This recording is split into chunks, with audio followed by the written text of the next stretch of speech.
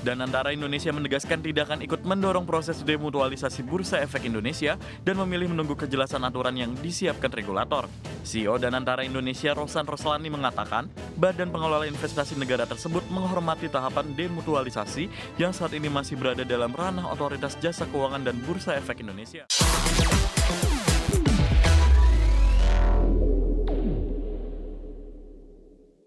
Danantara Indonesia menegaskan tidak akan ikut mendorong proses demutualisasi Bursa Efek Indonesia dan memilih menunggu kejelasan aturan yang disiapkan regulator. Ya, meski demikian Danantara tetap terbuka untuk berpartisipasi dalam kepemilikan Bursa Efek Indonesia secara langsung apabila demutualisasi telah rampung. Danantara Indonesia menegaskan tidak akan ikut mendorong proses demutualisasi Bursa Efek Indonesia dan memilih menunggu kejelasan aturan yang disiapkan regulator. CEO Danantara Indonesia Rosan Roslani mengatakan, Badan Pengelola Investasi Negara tersebut menghormati tahapan demutualisasi yang saat ini masih berada dalam ranah Otoritas Jasa Keuangan dan Bursa Efek Indonesia. Ia juga menilai bahwa proses demutualisasi merupakan kebijakan struktural pasar modal yang memiliki mekanisme dan tahapan tersendiri. Rosan menjelaskan bahwa demutualisasi akan menciptakan pemisahan antara keanggotaan bursa dan kepemilikan sehingga keputusan terkait struktur saham Bursa Efek Indonesia tidak bisa dilakukan secara terburu-buru. Di samping itu, ia menyatakan Danantara juga baru akan bersikap setelah kerangka demutualisasi tersebut benar-benar jelas dan resmi diterapkan. Meski demikian, Rosan menyatakan Danantara tetap terbuka untuk berpartisipasi dalam kepemilikan Bursa Efek Indonesia apabila demutualisasi telah rampung. Adapun pemerintah diketahui berencana untuk mengubah struktur kelembagaan Bursa Efek Indonesia yang diatur dalam rancangan peraturan pemerintah terkait demutualisasi Bursa Efek sebagai bagian dari implementasi Undang-Undang Nomor 4 Tahun 2023 tentang pengembangan dan penguatan sektor keuangan. Lebih lanjut, Kementerian Keuangan mengungkapkan proses demutualisasi Bursa Efek Indonesia kini memasuki tahap finalisasi dan ditargetkan rampung pada semester 1 2026. Berbagai sumber IDX Channel. Emiten afiliasi Prayogo Pangestu PT Chandra Daya Investasi Tbk atau CDIA menyiapkan dana besar untuk aksi pembelian kembali saham. Langkah ini diambil di tengah tekanan harga saham yang terkoreksi dalam sebulan terakhir sekaligus untuk menjaga kepercayaan investor. PT Chandra Daya Investasi Tbk mengumumkan rencana buyback saham dengan anggaran mencapai 1 triliun rupiah yang akan dilaksanakan mulai 6 Februari hingga 5 Mei 2026.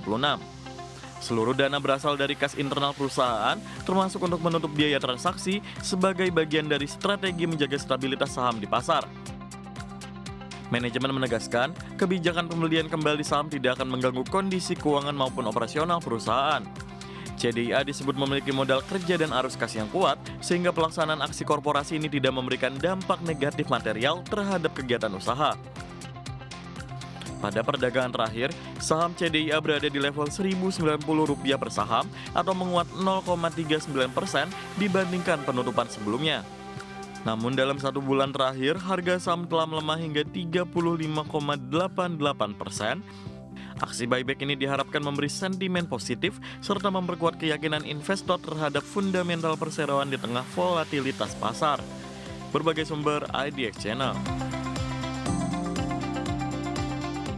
PT Summarecon Agung Tbk telah menggelontorkan dana senilai 1 triliun rupiah untuk pengembangan Summarecon Mall Bekasi tahap 2.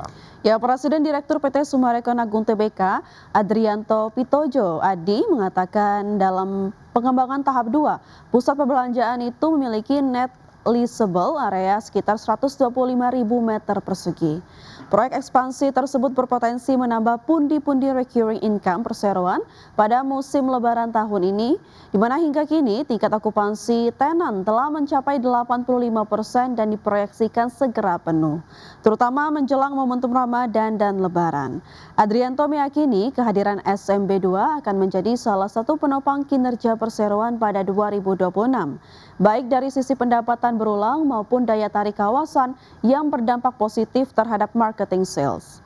Seiring dengan strategi menjaga pertumbuhan marketing sales, perseroan juga menargetkan keseimbangan struktur pendapatan dengan mempertahankan porsi recurring income di kisaran 25 hingga 30% dari pendapatan konsolidasi 2026. Saat ini kontribusi pendapatan berulang perseroan telah mencapai sekitar 27%.